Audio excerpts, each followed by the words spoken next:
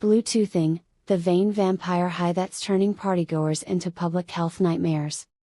Ah, the eternal quest for the cheap thrill, because who needs a full hit of drugs when you can just borrow a stranger's bloodstream like it's a goddamn library book?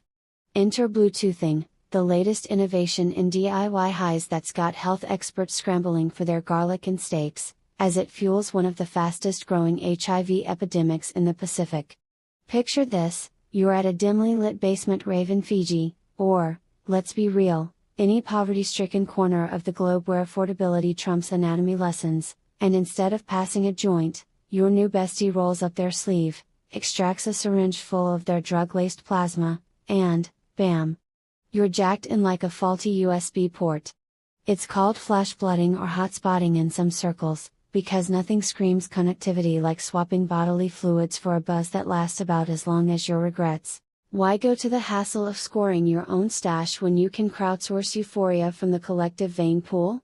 It's the ultimate sharing economy hack, Uber for uppers, Airbnb for arteries. Proponents, if you can call the syringe-wielding hordes that, rave about the cost savings, why drop cash on powder when a prick and a prayer gets you halfway to oblivion? But here's the satirical kicker: in a world obsessed with contactless everything, from tap to pay to ghosting dates, this trend is basically the anti-vaxxer of highs, screaming I don't need protection, I need proximity. And proximity it delivers, alright, right into the bloodstream of unsuspecting suckers, sparking HIV surges that have Fijian medics smashed left, right, and center. Let's break it down, shall we? Step 1. Inject yourself with whatever illicit elixir is floating around, meth, ice, or that knockoff Red Bull vodka combo from the sketchy corner store. Step 2. Let the drugs marinate in your veins like a bad Tinder match.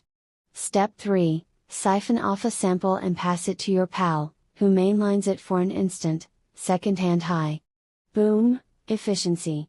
It's like recycling, but for your liver failure. Health wonks are losing their minds over it, warning of global alarms as cases skyrocket in places like Suva, where chemsex parties and needle roulette are the new black. One expert likened it to injecting a drug user's blood for a cheap high, which sounds less like a trend and more like the plot of a rejected Trainspotting sequel, Euphoria, The Bloodening. Of course, the real comedy gold is in the fallout. Imagine the morning after: honey, I think I caught more than a vibe last night. Turns out Dave's not just a lightweight, he's a walking biohazard. Public health campaigns are scrambling with PSAs that read like bad fanfic: don't let your high go viral, use a fresh needle. Meanwhile, in Africa and the Pacific, where economic desperation turns desperation into Darwin Awards, Bluetoothing's gone from fringe folly to full-blown fad. It's the perfect storm of poverty, party culture, and zero impulse control, because if TikTok can make the renegade dance go global, why not a habit that could wipe out a generation? We've conquered fire, flight, and fidget spinners, only to devolve into vampire raves where the only thing sparkling is your skyrocketing viral load.